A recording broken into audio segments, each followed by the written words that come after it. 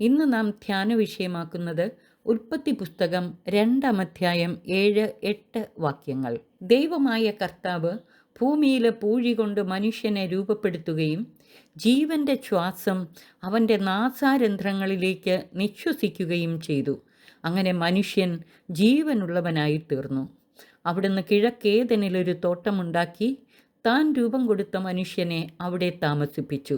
സൃഷ്ടിയുടെ യാവിസ്റ്റ് പാരമ്പര്യ വിവരണത്തിൻ്റെ ഭാഗമാണ് ഈ തിരുവചന ഭാഗം.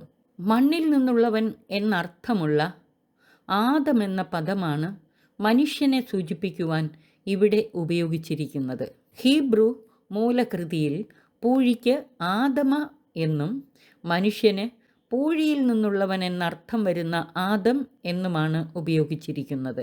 ആദം എന്ന പദം ഒരു വ്യക്തിയെ സൂചിപ്പിക്കുന്നതല്ല, മനുഷ്യകുലത്തെ മുഴുവൻ സൂചിപ്പിക്കുന്ന പദമാണ്. ദൈവമായ കർത്താവ് ഭൂമിയിലെ പൂഴി കൊണ്ട് മനുഷ്യനെ മെനഞ്ഞുണ്ടാക്കി എന്നത് സൂചിപ്പിക്കുന്നത് മനുഷ്യൻ്റെ ഒന്നുമില്ലായ്മയെ ആണ്.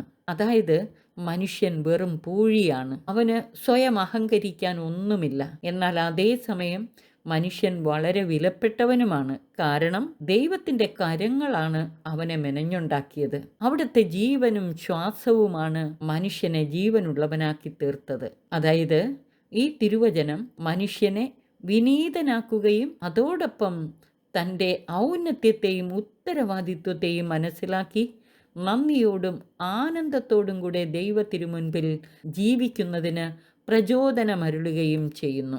ഇത് മനസ്സിലാക്കുമ്പോൾ സങ്കീർത്തകനോടുകൂടെ നമുക്കും പറയുവാൻ കഴിയും, കണ്ടാലും ദൈവമേ, അങ്ങേ കരങ്ങൾ എന്നെ മെനഞ്ഞെടുത്തു, അങ്ങേ ഭക്തർ എന്നെ കണ്ട് സന്തോഷിക്കും. സങ്കീർത്തനം 119, 73, 74 വാക്യങ്ങൾ.